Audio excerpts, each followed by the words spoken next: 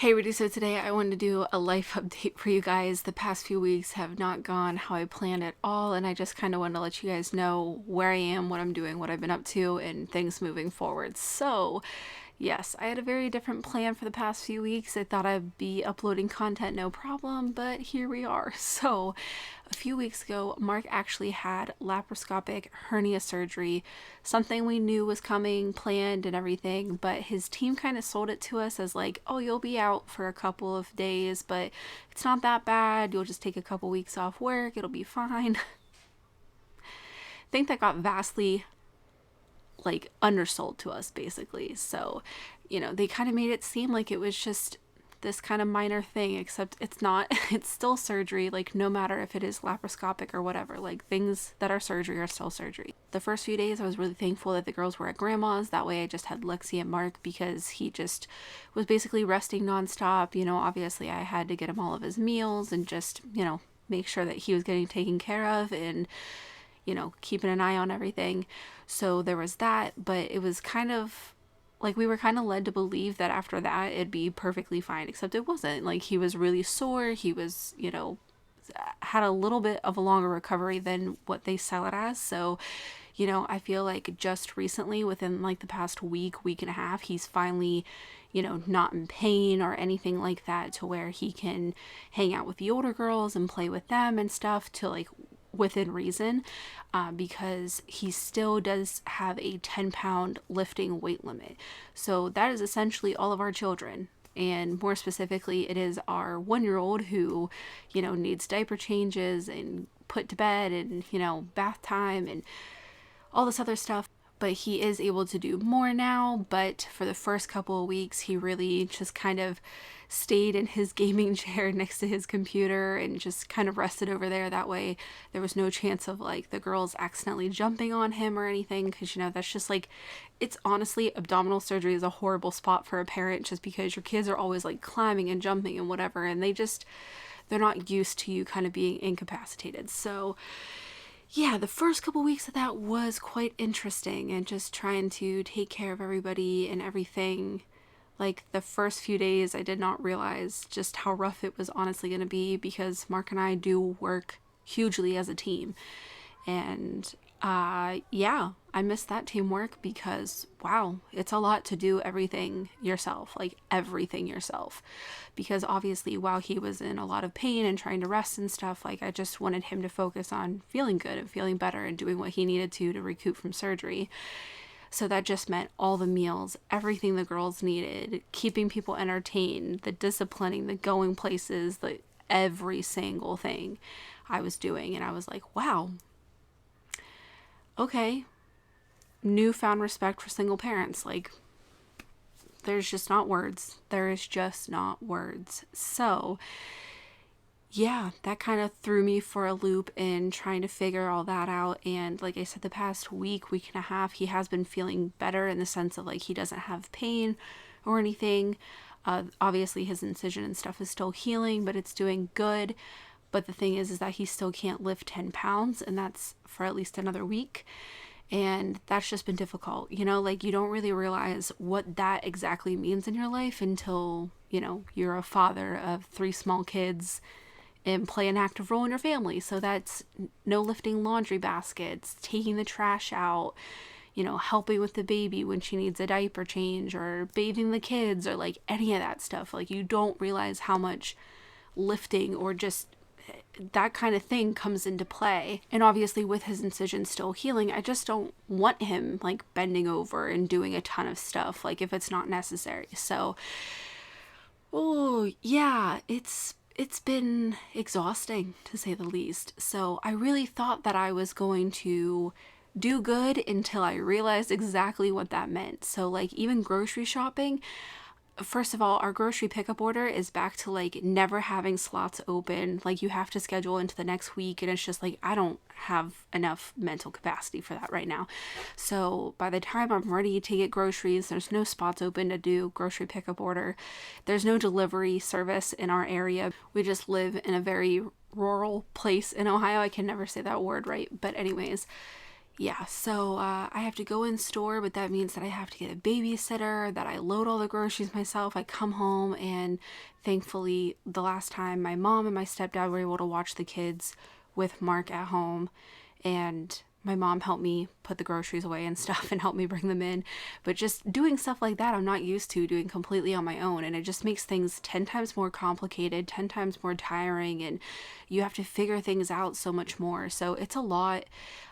Mark also went back to work this past week. He is on like light duty and stuff like that. So no worries there. So it's been an adjustment to say the least. And I am very much looking forward to him being able to lift more than 10 pounds, but at the same time, obviously, you don't want to rush that, want to make sure that he's healing. That's first and foremost. But yeah, I thought that I would be able to do like a what's for dinner video and, make that in lieu of a grocery haul. I was like, oh, that's a really good idea, since doing a grocery haul right now just is, I can't swing that with doing literally everything myself.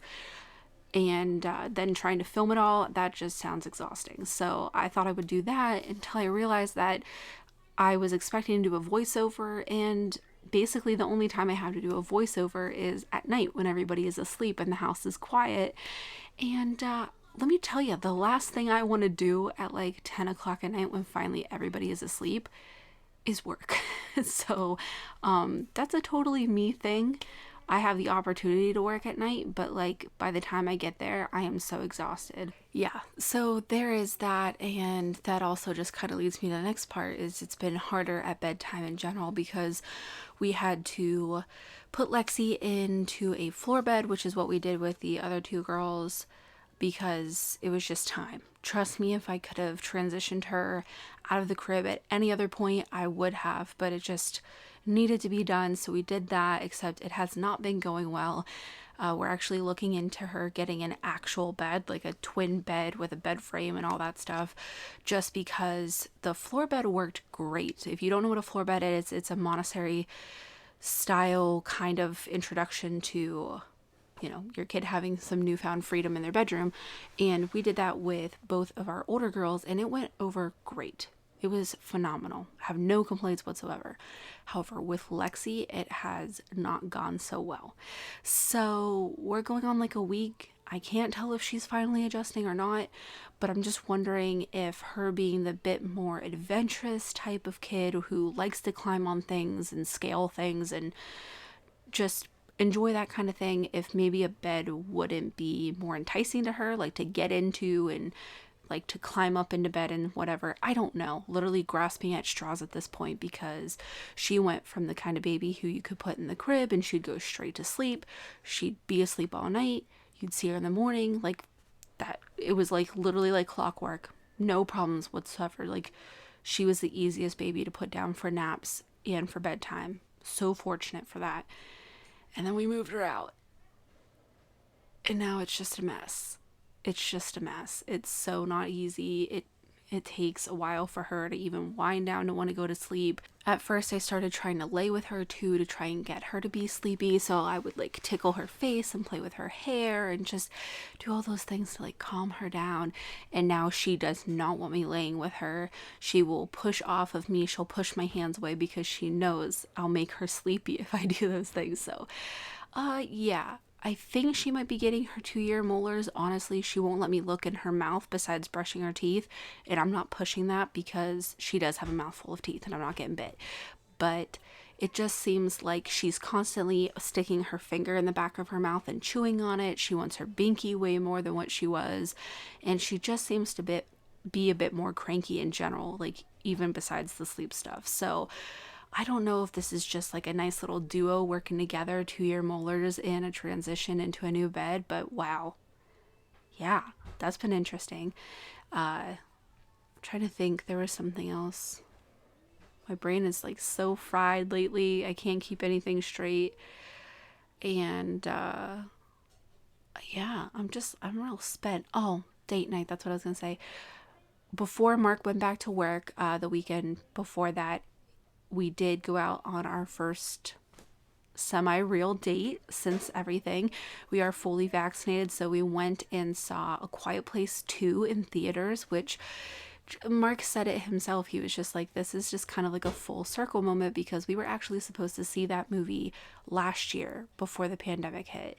It was set to come out and we were going to go see it in theaters, and then everything happened and we just obviously didn't. Honestly, I think they pulled the movie from releasing, and now we're fully vaccinated. We went and saw it in this theater.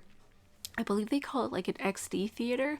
So in those ones, they're a bit more like luxurious. I think the tickets are more expensive than usual ones, but there's like half walls between each row, and they have these big plush recliners that, kick out for leg support too. And there's just more space in between seats like that in general.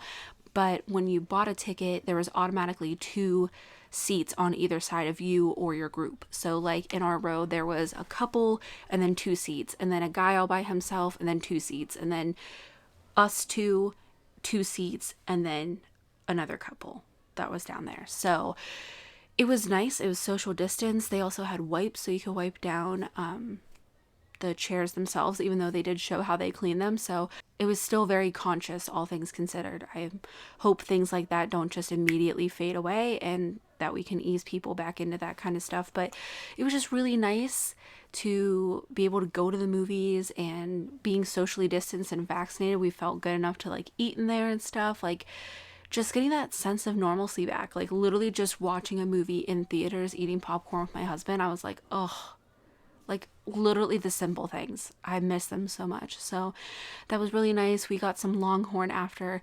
We were going to get some Indian food, which I've been obsessed with ever since our date night. Is so good. Like if I could pick anywhere, I honestly think Indian food is my favorite now. The restaurant that we get our Indian food from, which is amazing, they were closed. So we went to Longhorn instead. But that was also kind of very fitting, because that's like an old school date spot for us. So we had some Longhorn in the car and got some Starbucks, and then went home, and it was just like such a nice night, like so normal, nothing crazy, nothing adventurous, but that's literally all. Like it was so refreshing for us, and especially to kind of close out the 2 weeks that he had been home, which obviously he's recouping from surgery, so it's not like a vacation or anything, but it was nice to just have him be around for 2 weeks. So that was really nice.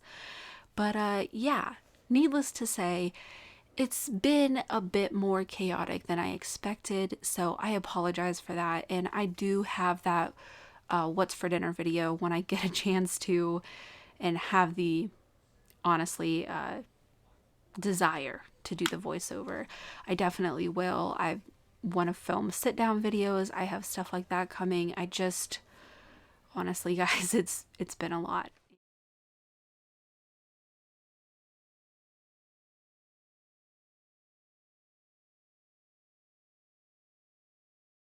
And oh my gosh, I about went this entire video without me talking about this. So I'm probably gonna put it in the thumbnail and in the title or whatever, because it is important. But this was not clickbait. I literally almost would have closed out the video without remembering to talk about this, because that's where we are at this point. But I joined Weight Watchers. So, this is something that I have went back and forth about for quite some time. I have been working on my relationship with food, which I think I told you guys several chit chat videos ago about.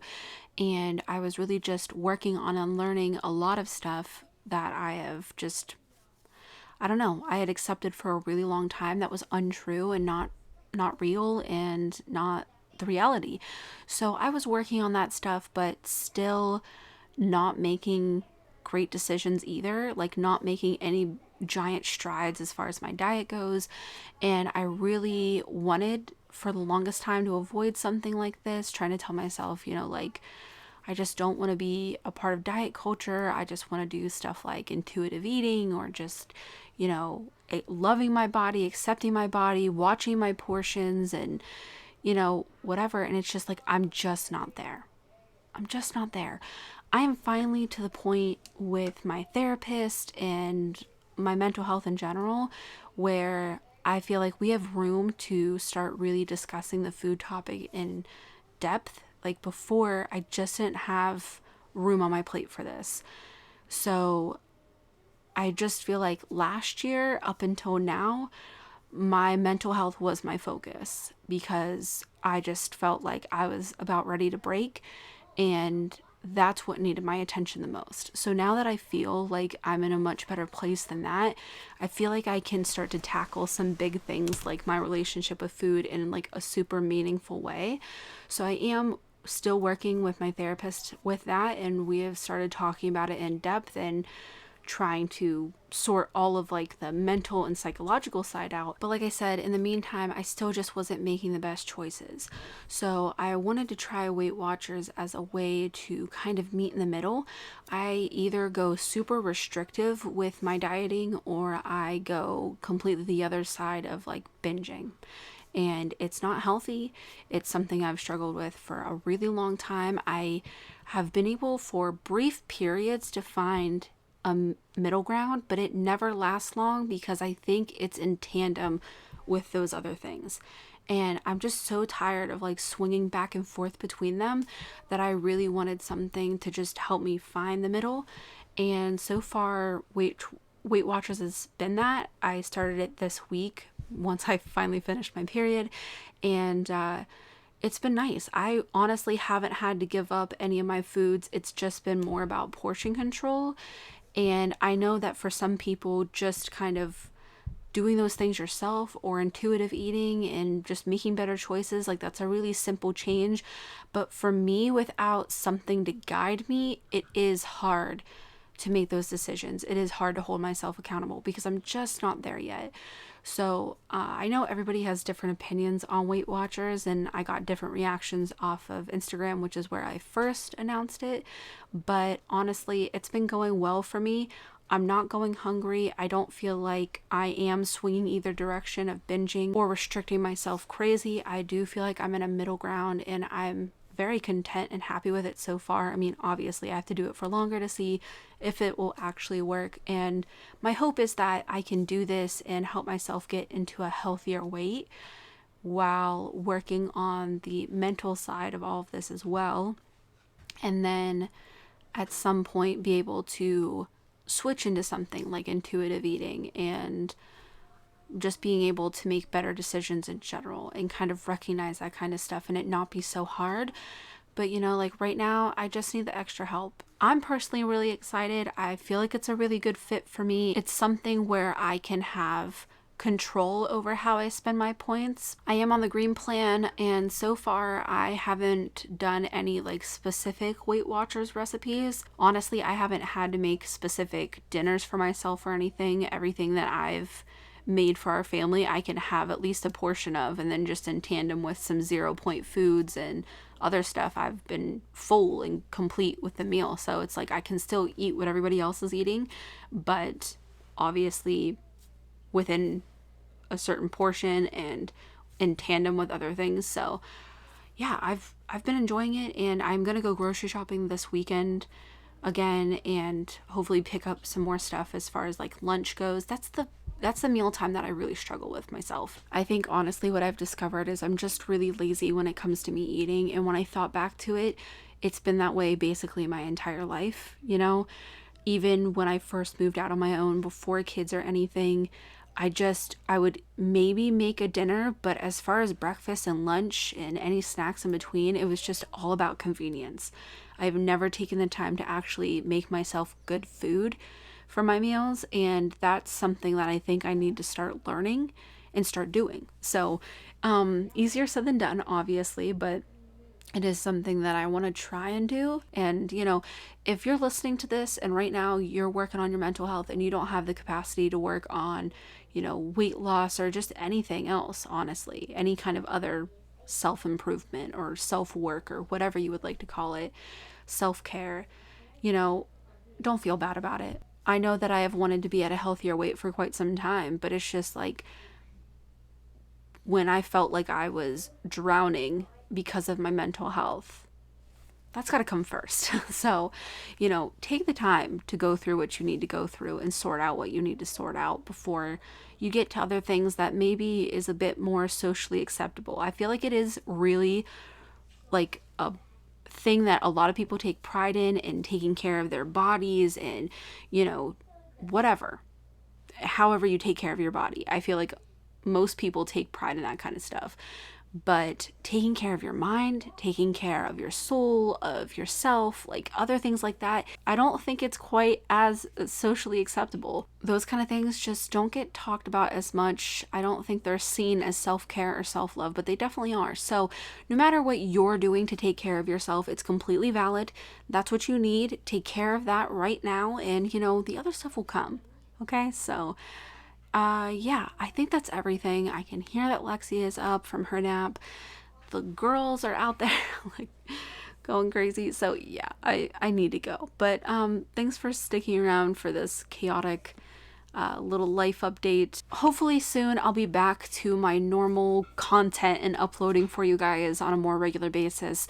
Thank you for being patient with me. Thank you for sticking through everything with me, and yeah, now I hear things banging around. So yeah, definitely time to go.